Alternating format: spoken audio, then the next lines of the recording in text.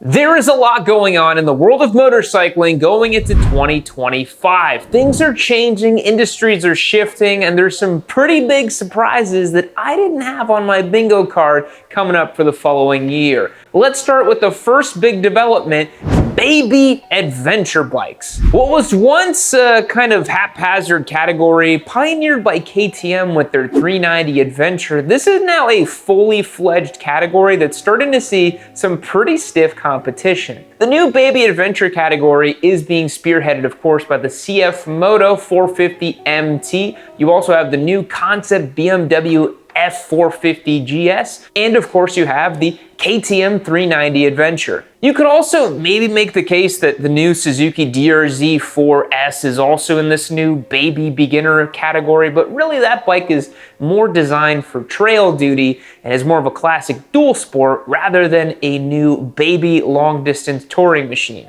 So what's going on with these motorcycles? Basically, in my view, it's the confluence of several factors.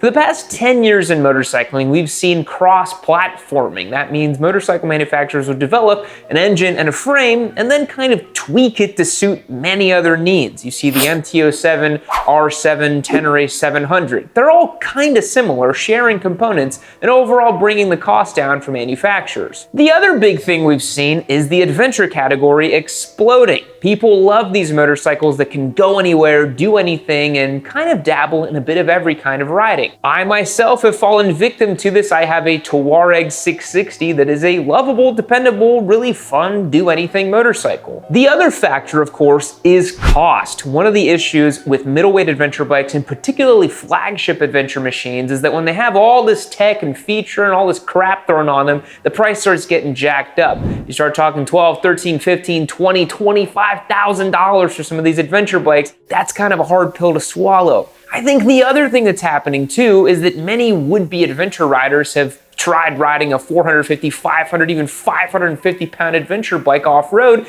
and decided, man, this thing's kind of a handful and I don't really have anything to prove to anybody. You know what I'm saying? So all those factors combined means that we have this new baby adventure category. They're great for beginners, they're great for returning riders, they can do a little bit of everything, they can commute, and best of all, they're cheap and simple to run.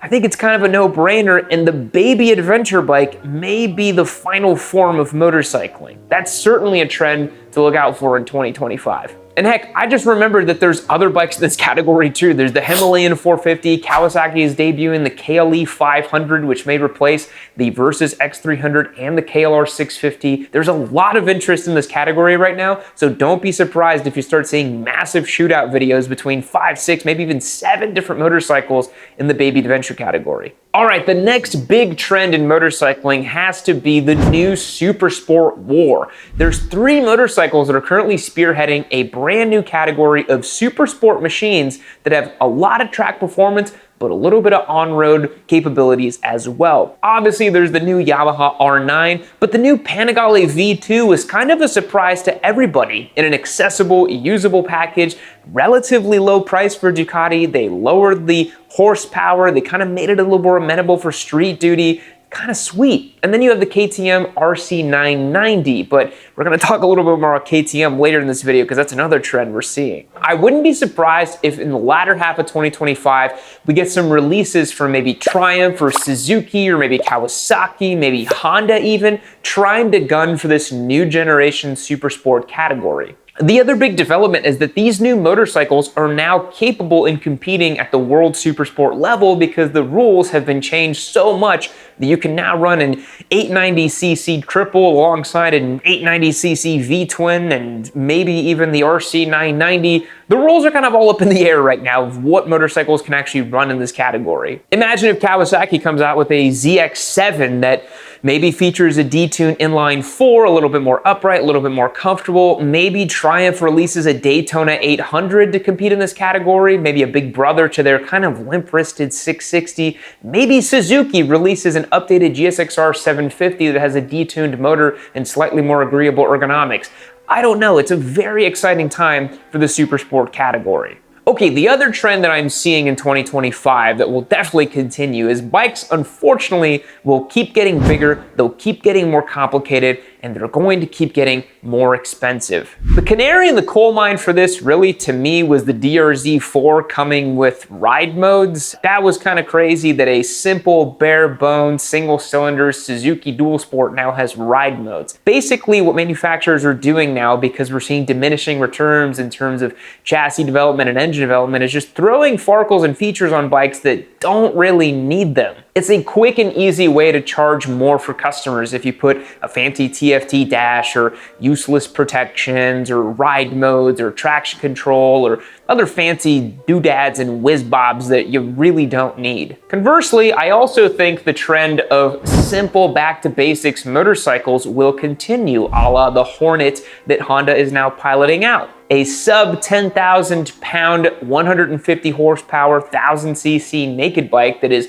all fun and no frills sounds pretty good to me. I guarantee you it's going to be such a sales success that other manufacturers are going to try to follow suit and build value-driven, budget-friendly motorcycles that don't have any of the crap on them as well. And for consumers who have been having to put up with more and more crap getting built on motorcycles, it may be a nice return to form and a marketing point, selling point, if you make a cheaper, simpler motorcycle. I know a lot of people are looking for something bare bones and just easy and fun to ride. Kind of like my desert sled over here. Still good. All these years later, folks. Still got it. All right, the other big trend I'm seeing for 2025 is I really believe the dual sport category is about to explode.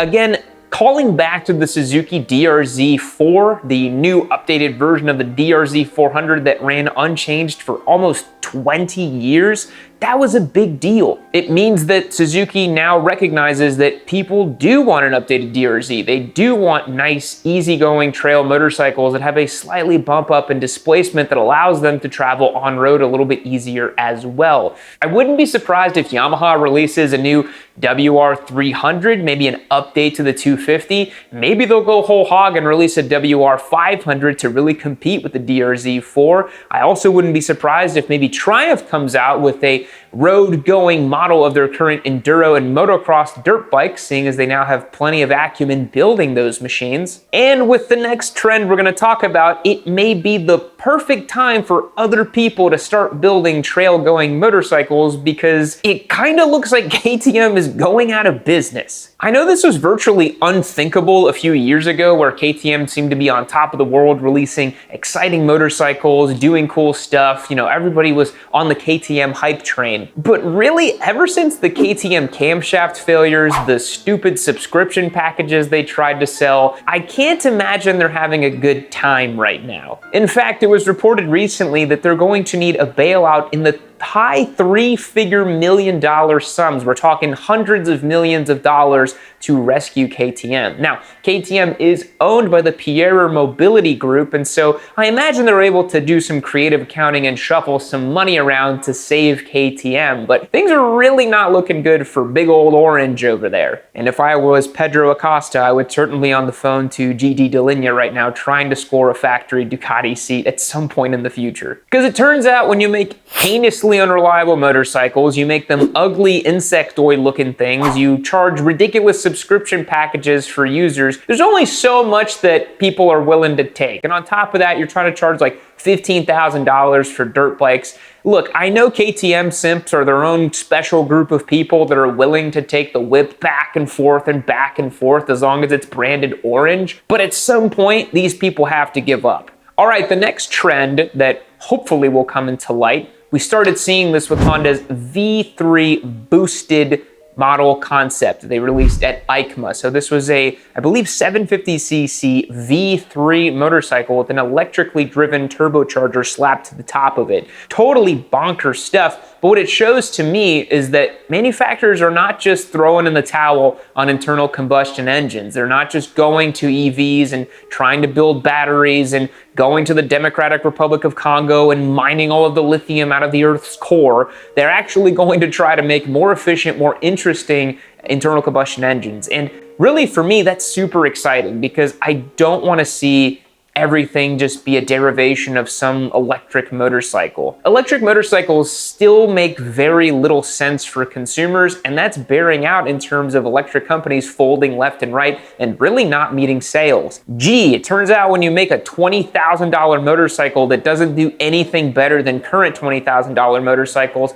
you don't sell that many of them. So seeing new boosted motorcycles from Honda, wacky displacements, and just seeing Chinese V4s, I mean, there's so much going on in internal combustion right now that hopefully we get at least another decade of interesting innovations before ultimately we see some sort of EV apocalypse and everything's just electric. But don't worry, Yami Noob will be long done by then, so I don't have to worry about that. Am I really gonna be like 45 years old talking about an electric Honda? I hope not. All right, and rounding out the last trend for today, it's electric vehicles. We just talked about how there's a big push for new internal combustion engines, but EVs are still receiving a lot of development. We saw Royal Enfield's new Flying Flea program. But what I think is interesting is that they're targeting the lower end of the market. These EVs look more like electric bicycles, and really I think that's where electrification for two-wheeled vehicles is going to go. You know, you take a bicycle that already is an incredibly efficient, incredibly cost-effective way to transport human beings,